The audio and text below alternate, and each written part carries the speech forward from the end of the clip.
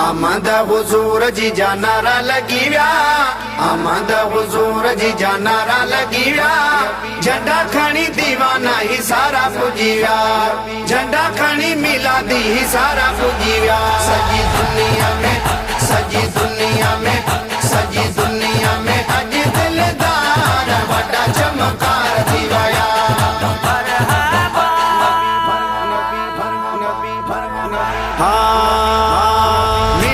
नबी हर दीवाने जी पे जाना, आमद हुजूर जी साजर की प्यो जहानवा। मिलाद नबी हर दीवाने जी पे जानवा, आमद हुजूर जी साजर की प्यो जहानवा। वन्या मा वन्या अक्का, वन्या मा वन्या सदको अम्मा आमना जलालता। नबी बे मिसालता सोने सरदार ता पंजे दिलदार ता। केड़ी कजे गाल आयो महीनो भलारोवा, जाते खाते जशन जो अची वयो वारोवा। आमद हुजूर जी जा नारा लगी व्या, झंडा खणी मिलादी ही सारा पुजी व्या। केड़ी कजे गाल आयो महीनो भलारोवा, जाते खाते जशन जो अची वयो वारोवा। वन्या मा वन्या अक्का, वन्या मा वन्या सदको अम्मा आमना जलालता। नबी बे मिसालता सोने सरदार ता पंजे दिलदार ता। आशिकन दिल साथ खर्च कयो जामवा, लबन ते तन जे त दूरू दो सलामवा। सलात हुजूर मथा पर बेड़ा पार थी विंदे, सलात हुजूर मथा पर बेड़ा पार थी विंदे। पार थी विंदे, पार थी विंदे, दुखदार थी विंदे।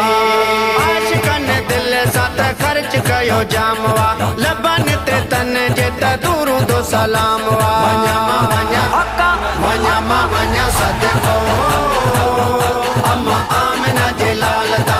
नबी बे मिसालता सोने सरदार ता पंजे दिलदार ता।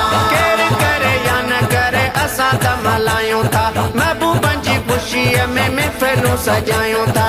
केर करे या न करे असां त मल्हायूं था, महबूबन जी खुशीअ में महफ़िलूं सजायूं था। वन्या मा वन्या अक्का, वन्या मा वन्या सदको अम्मा आमना जलालता। नबी बे मिसालता सोने सरदार ता पंजे दिलदार ता। रबीउल अव्वल में केॾा त उजाला थिया, मदीने जे मीर जा कुर्बान राला थिया। सजी दुनिया में अज दिलदार वॾा चमकार थी वया। रबीउल अव्वल आयो, कयो मिलाद जो आशिकन सायो, कया कुर्ब अची कुर्बदार वॾा चमकार थी वया। सजी दुनिया में, सजी दुनिया में अज दिलदार वॾा चमकार थी वया। रबीउल अव्वल में केॾा त उजाला थिया, मदीने जे मीर जा कुर्बान राला थिया। वन्या मा वन्या अक्का, वन्या मा वन्या सदको अम्मा आमना जलालता। नबी बे मिसालता सोने सरदार ता पंजे दिलदार ता।